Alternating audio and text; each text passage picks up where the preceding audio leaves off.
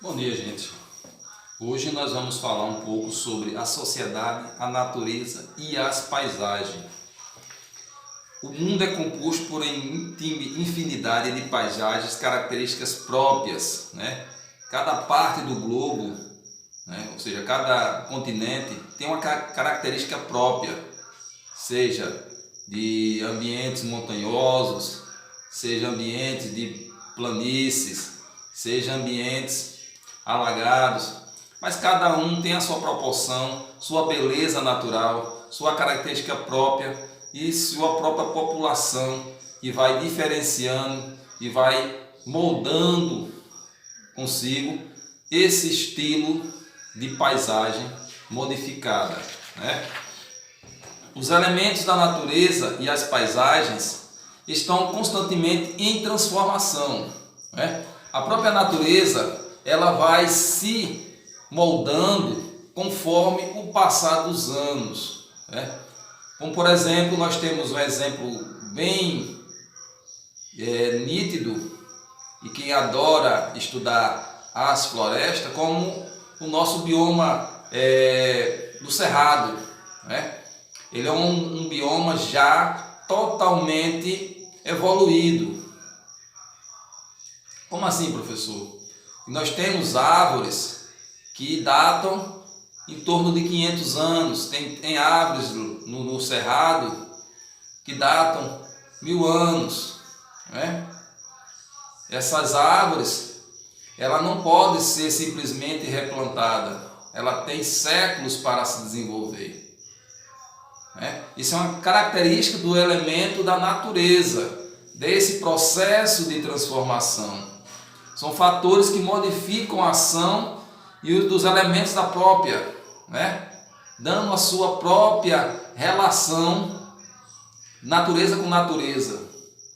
E com isso o homem, ou seja, nós seres humanos, temos que nos adaptar a essas verticalidades. Contudo, o ser humano modifica essa paisagem para interesses próprios, né?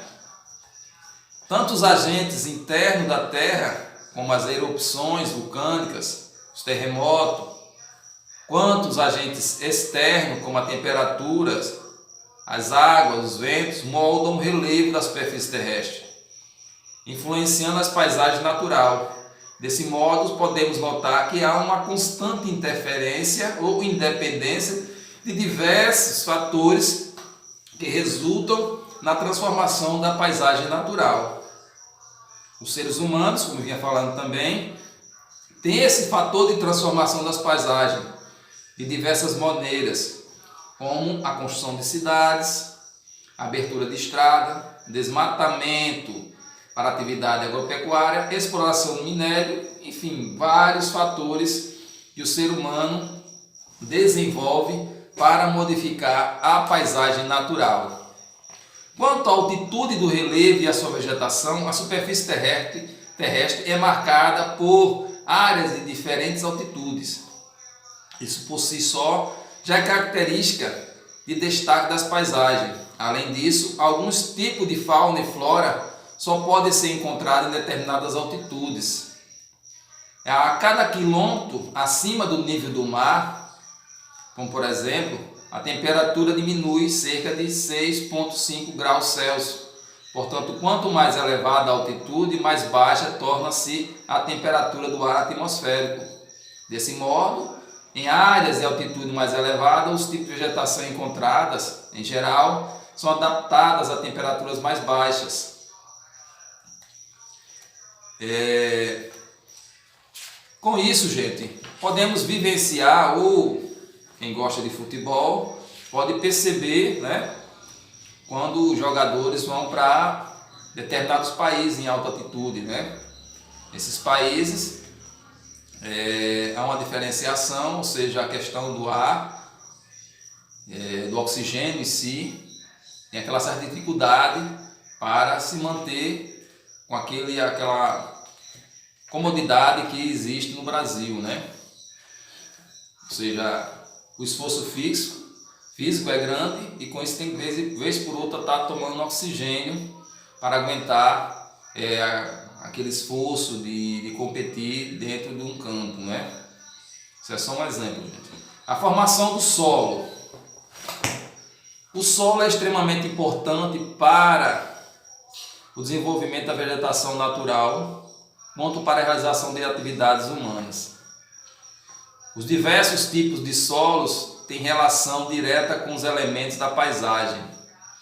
Ele se diferencia de acordo com os fatores, como o tipo de rocha do qual se originam, as características climáticas da região em que se encontra e a quantidade de matéria orgânica presente em sua composição.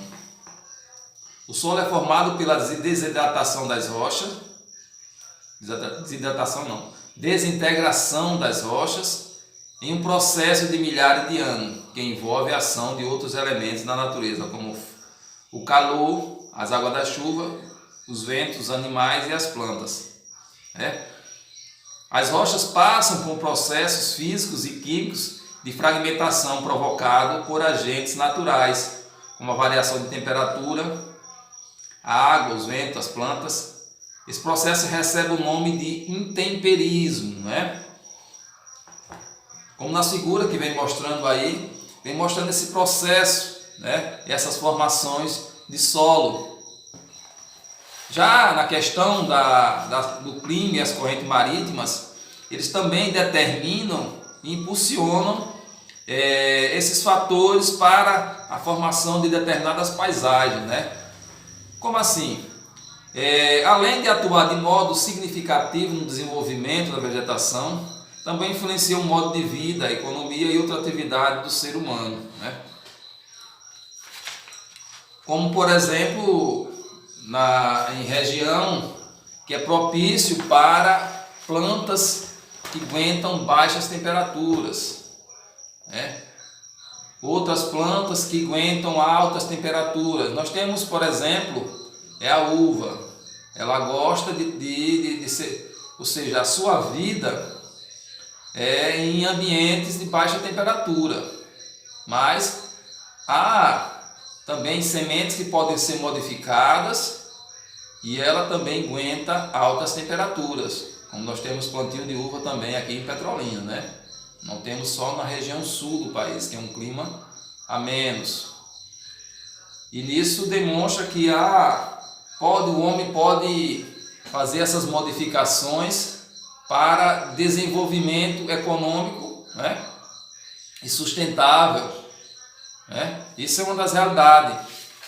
E com essas correntes de clima, esse clima e essas correntes marítimas, podemos perceber que os climas e as correntes apresentam grande relação entre si.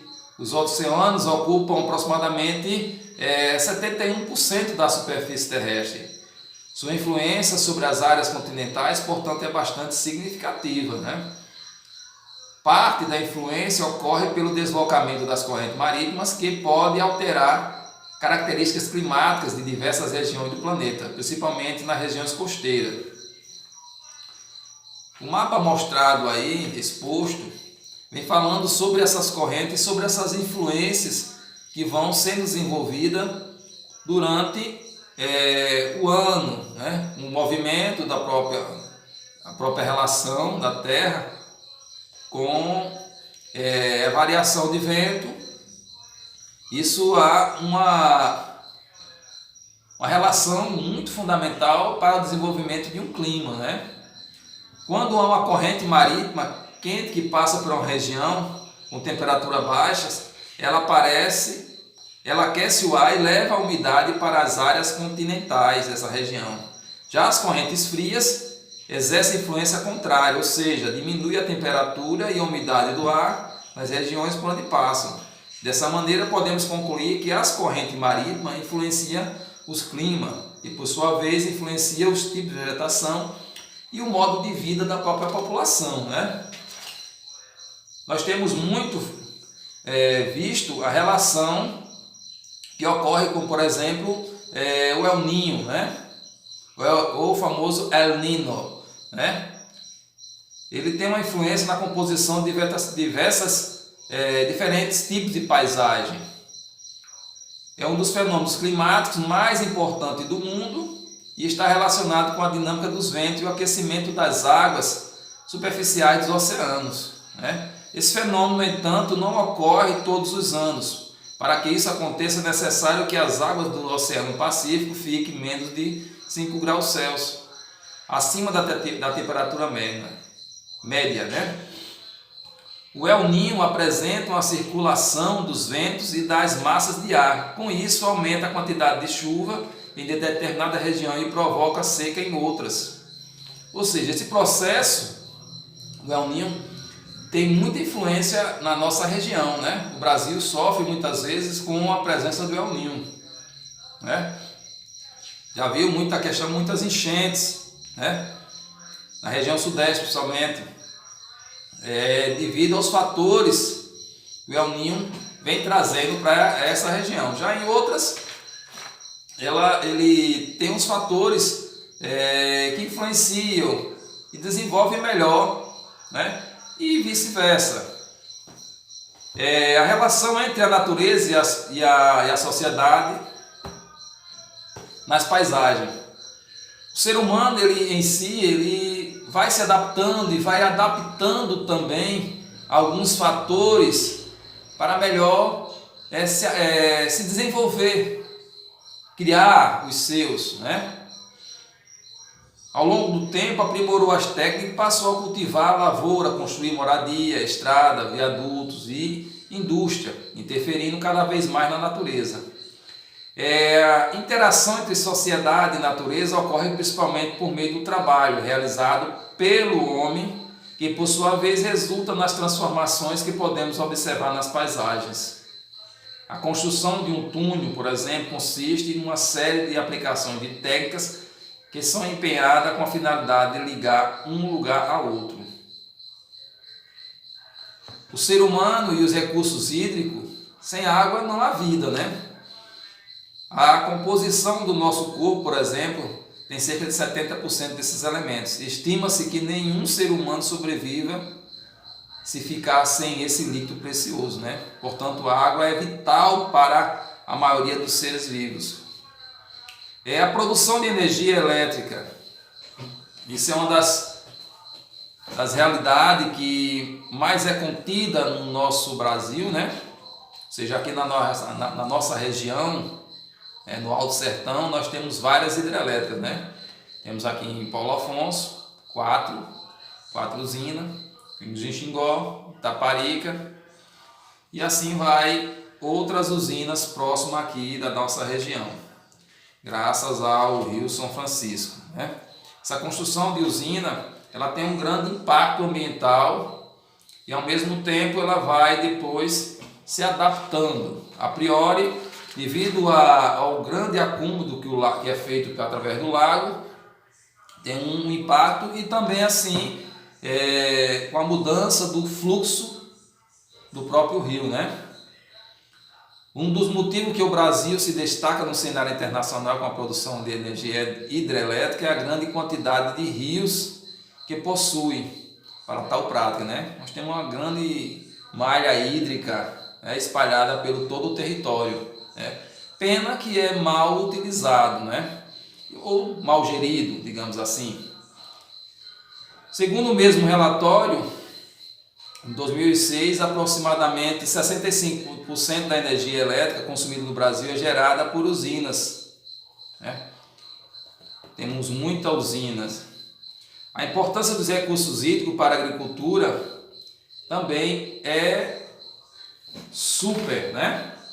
Nós temos aqui próximo, temos o Canal do Sertão, que faz esse propósito tanto de abastecimento de água para a população, como abastecimento para o processo de irrigação das plantações, né? Por onde esse canal vai passando. Esse canal desenvolveu muita a região no sentido hídrico. Assim também facilitou a chegada da água para muitas comunidades, né? A importância das hidrovias. Desde a antiguidade, os seres humanos navegam por rios, mares e oceanos com as mais diversas finalidades. Ou seja, a importância da hidrovia é para transporte, para locomoção de pessoas, né? Porém, em geral, essas hidrovias localizadas em rios de planícies, nos quais favorece a navegação. E também temos, em algumas situações, as famosas eclusas, né? No Brasil é pouco utilizado, né? Para corte de custos. Eclusa, gente, são aquelas partes onde é represada, ou seja, existe a represa, a parte da hidrelétrica, e ali tem um local onde o barco entra. E depois que o barco entra, é que nem fosse um elevador, ou seja, a água suspende aquele barco ou baixa o barco, seja da posição que o barco esteja, e consegue navegar nessa questão dos rios, né? Aqui na nossa região não existe isso, né? O ser humano explora o solo. A utilização do solo pelo ser humano já é muito antigo, né? Tanto para o plantio como para a utilização de sua moradia, melhor lugar para colher alimentos. Isso tudo está relacionado ao solo, né? Já a questão da agricultura, existem várias formas. Em cada região é utilizado o solo, como a questão de curva de nível, terraceamento. Vai ser mostrado algumas figuras aí, né, dessas partes de plantio, que vocês podem ver a diferença e o crescimento e o desenvolvimento de cada região, né? O Brasil ele é praticamente plano, né? Tem as serras, planaltos, nós não temos montanha, né? E com isso facilita muito o desenvolvimento da agricultura, né? A expansão dessa agricultura nossa, né, para o resto do mundo. E com esse avanço da tecnologia também existe os grandes impactos, os impactos ambientais relacionados com também o aquecimento global, né? Que dificulta a própria vivência, ou seja, com desmatamento, com queimadas. Isso é um processo que acontecerá com o passar dos anos. E isso resulta, em certos locais, não haverá mais animais, não haverá mais plantas, ou seja, nativa, e sim plantas modificadas ou plantas adaptadas para o próprio manejo do ser humano.